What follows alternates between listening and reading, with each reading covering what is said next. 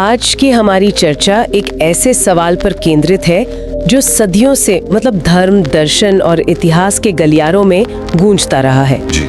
सवाल ये कि क्या गौतम बुद्ध भगवान विष्णु के अवतार थे? और इस सवाल को समझने के लिए हमारे पास जो सामग्री है वो एक बहुत ही दिलचस्प कथा के रूप में है।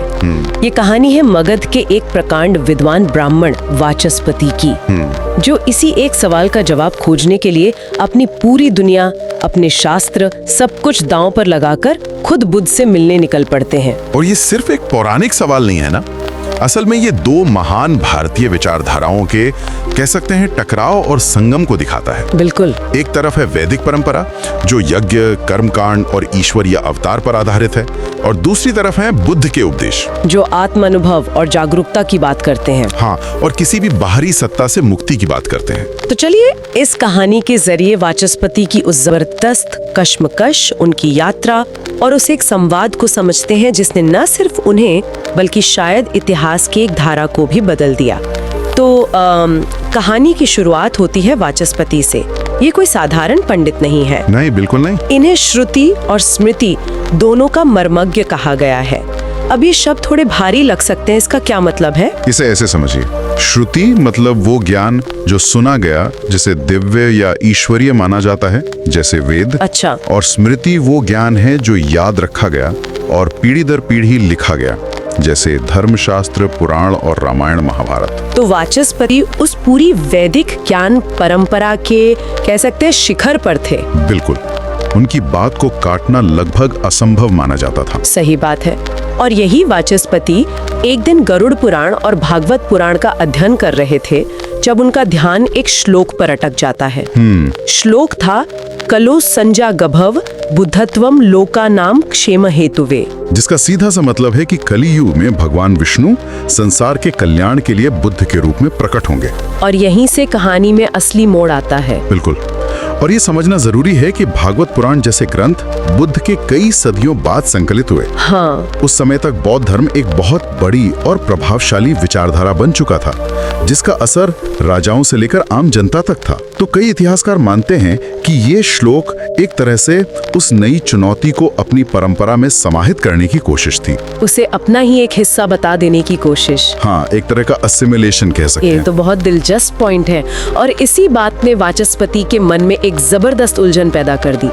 वो सोचते हैं, अगर पुराण सच कह रहे हैं और बुद्ध वाकई विष्णु का अवतार है, तो फिर उनके उपदेश वेदों से इतने अलग क्यों हैं? बिल्कुल, यही तो उनकी असली कश्मकश थी। क्योंकि बुद्ध के मार्ग में न तो अग्निहोत्र और यज्ञ की जगह थी, न देवी देवताओं की पूजा की कोई बात थी। उनका तो मूल मंत्र था अप दीपो भव, यानी तुम खुद ही अपनी रोशनी बनो। वाचस्पति के लिए ये धर्म पर हमले जैसा था। मतलब अगर हर व्यक्ति अपना दीपक खुद है, तो फिर वेदों, यज्ञों और ब्राह्मणों की भूमिका क्या रह जाती है?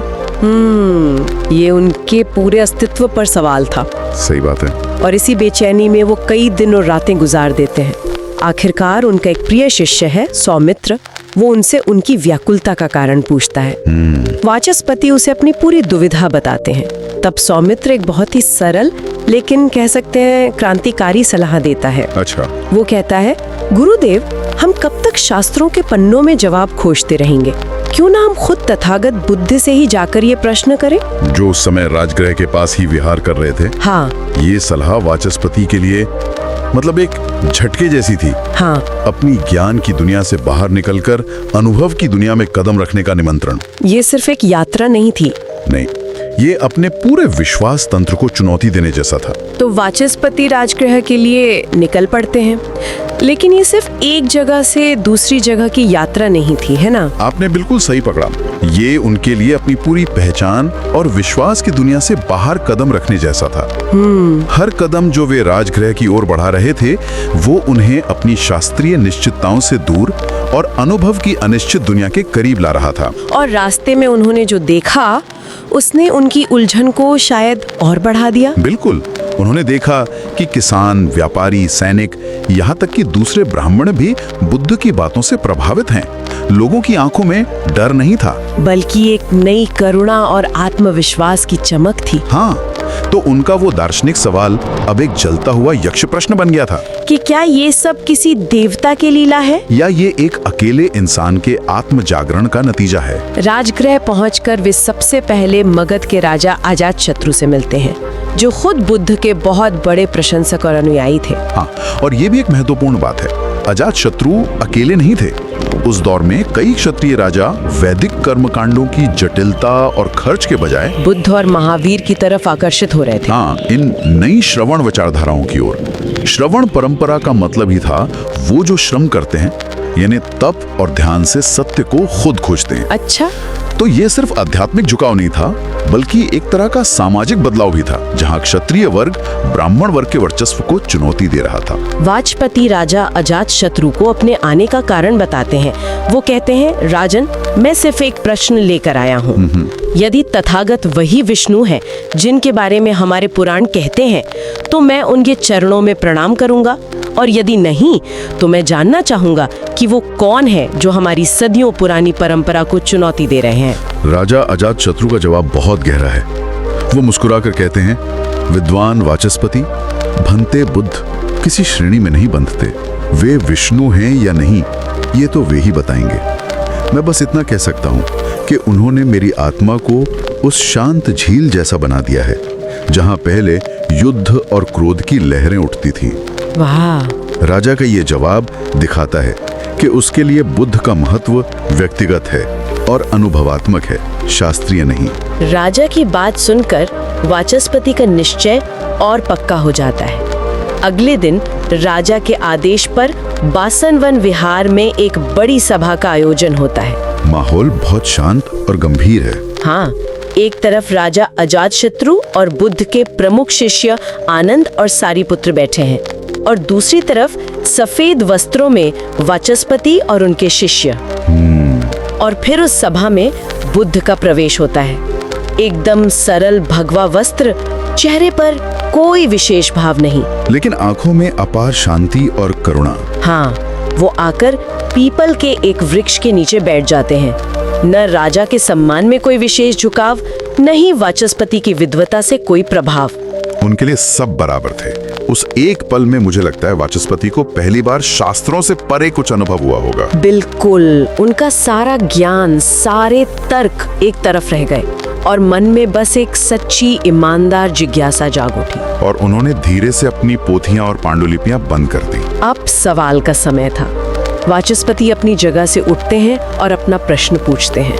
उनकी आवाज में श्रद्धा भी थी और दशकों के अध्ययन का बोझ भी। वो कहते हैं, भगवान, हमारे पुराणों में लिखा है कि भगवान विष्णु ने कलयुग में बुद्ध के रूप में अवतार लिया। क्या आप वही विष्णु हैं? क्या आप सच में अवतार हैं? एक पल के लिए रुकते हैं। ये सवाल सिर्फ वाचस्पति का नहीं है, ये पूरी वैदिक परंपरा का सवाल है जो एक नई विचारधारा से टकरा रही है। सही बात है। अगर बुद्ध हाँ कह देते तो वो उसी वैदिक व्यवस्था में एक देवता के रूप में फिट हो जाते, और बौद्ध धर्म सनातन धर्म की एक शाखा बन जाता। बिल्कुल। और अगर ना कहते तो वो सीधे सीधे उस पूरी परंपरा को चुनौती देते। सभा में एक सन्नाटा छा गया होगा। हाँ। बुद्ध कुछ देर पूरी तरह मौन रहते हैं। उनकी आंखें बंद हैं, जैसे मौन ही उनके उत्तर का पहला हिस्सा हो। फिर वो धीरे से अपनी आंखें खोलते हैं। उनका स्वर न बहुत कोमल था, न कठोर, बस एकदम साफ। वो कहते हैं, ब्राह्मण, मैं ना तो विष्णु हूँ, न इंद्र, न ब्रह्मा। मैं कोई देवता या अवतार नहीं हूँ। मैं एक मनुष्य हूँ जिसने जन्म लिया, जो बूढ़ा हुआ, जिसने रोग को भोगा और मृत्यु को देखा। मैंने देखा कि संसार में दुख है, और उस दुख का कारण तृष्णा और अज्ञान है। और मैंने ये भी खोजा कि उस अज्ञान से मुक्ति किसी ईश्वर की कृपा से नहीं, बल्कि स्वयं की जागरूकता और प्रज्ञा से मिलती है। वाह, ये जवाब, ये किसी भी परिभाषा से परे था। बुद्ध ने वाचस्पति को कोई नई परिभाषा नहीं दी, बल्कि उन्हें हर परिभाषा से, हर लेबल से मुक्त कर दिया। बिल्कुल। उन्होंने सवाल को मैं कौन हूँ से बदलकर दुख से मुक्ति का मार्ग क्या है पर ला दिया। उन्होंने वाचस्पति को कोई जवाब नहीं थमाया, बल्कि खुद जवाब खोजने का रास्ता दिखा दिया। सही बात है। बुद्ध का ये उत्तर वाचस्पति के जहन में किसी तीर की तरह उतर गया। कहते हैं कि वो बिना कुछ और कहे चुपचाप वहां से लौट गए। कई साल बीत गए। फिर एक सुबह वाचस्पति अकेले ही फिर से बांसवन विहार आते हैं। इस बार उनके हाथ में कोई पोथी नहीं थी, चेहरे पर कोई सवाल नहीं था। बिल्कुल, वो सीधे बुद्ध के पास जाते हैं, जो पीपल के वृक्ष के नीचे ध्यान में बैठे थे। इस बार उनके पास कोई प्रश्न नहीं था, कोई तर्क नहीं था। वे बुद्ध के चरणों के पास बैठ जाते हैं और जब बुद्ध आंखें खोलते हैं तो बस इतना कहते हैं, भंते, मैं अब कोई प्रश्न नहीं लाया, मैं केवल स्वयं को लाया हूँ। ये वाचस्पति का पूरा रूपांतरण है। ये ज्ञान से बोध की यात्रा का समापन है। हाँ, उनके चेहरे पर वो शांति थी जो उत्तर पाने के बाद नहीं, बल्कि प्रश्न से ही मुक्त हो जाने पर आती है। वो बुद्ध के चरणों में झुककर कहते हैं, मैंने वेदों और पुराणों में ब्रह्मा, विष्णु, महेश को खोजा, पर आज पहली बार आपके सानिध्य में, इस मौन में मैंने स्वयं को देखा है। और फिर वो बात कहते हैं जो इस पूरी कहानी का सार है। क्या? वो कहते हैं, मैं अब आपको अवतार नहीं मानता, क्योंकि अब मैं जानता हूँ कि आप वो हैं जो हम सब हो सकते हैं, यदि हम जाग जाएं। बहुत खूब। इस गहरी शरणागति पर बुद्ध का उत्तर भी उतना ही गहरा था। उन्होंने वाचस्पति के सिर पर हाथ रखा और सिर्फ इतना कहा, वाचस्पति, जब तुमने सब कुछ छोड़ दिया, तब तुमने सत्य को छू लिया। अब दीपो भव, अब तुम स्वयं दीपक बन चुके हो। वाचस्पति के इस परिवर्तन का समाचार जब राजा अजातशत्रु को मिलता है तो वे अपने दरबार में घोषणा करते हैं, आज ब्राह्मण और श्रवण एक हो गए हैं। ज्ञान और करुणा ने एक दूसरे को स्वीकार कर लिया है। यह मगध की भूमि अब जागृति की भूमि है। और वाचस्पति के शिष्य सौमित्र भी, जो इस पूरी यात्रा के गवाह थे, बुद्ध से संघ में प्रवेश की अनुमति मांगते हैं। वे कहते हैं कि अब मैं शास्त्रों का शिष्य नहीं, सत्य का साधक बनना चाहता हूँ। और वाचस्पति वो अपने गांव लौटकर एक छोटा आश्रम स्थापित करते हैं, जहाँ न पूजा होती थी, न कोई कर्मकांड, बस ध्यान, प्रश्नहीन मौन और करुणा का अभ्यास। वे अब किसी शास्त्र के व्याख्याता नहीं, बल्कि मौन के विद्वान बन चुके थे। इस तरह उनकी अवतार की खोज आत्म की खोज में पूरी हुई। ये यात्रा दिखाती है कि सत्य को ग्रंथों में नहीं, बल्कि स्वयं के भीतर गहरे उतरकर ही पाया जा सकता है। तो ये कहानी हमें बताती है कि बुद्ध को विष्णु का अवतार मानने का विचार, जो बाद में कुछ पुराणों में स्थापित हुआ, वो शायद एक शक्तिशाली नई विचारधारा को अपनी पुरानी व्यवस्था में समाहित करने का एक प्रयास था। बिल्कुल, लेकिन बुद्ध की अपनी शिक्षाएं इस विचार से बिल्कुल अलग थीं। हाँ, एकदम अलग। ये कहानी सिर्फ एक धार्मिक सवाल का जवाब नहीं देती, बल्कि यह ज्ञान के दो रूपों के बीच का फर्क दिखाती है। एक वो ज्ञान जो शास्त्रों और शब्दों से आता है, और दूसरा वो बोध जो व्यक्तिगत अनुभव, ध्यान और आत्म जागरूकता से पैदा होता है।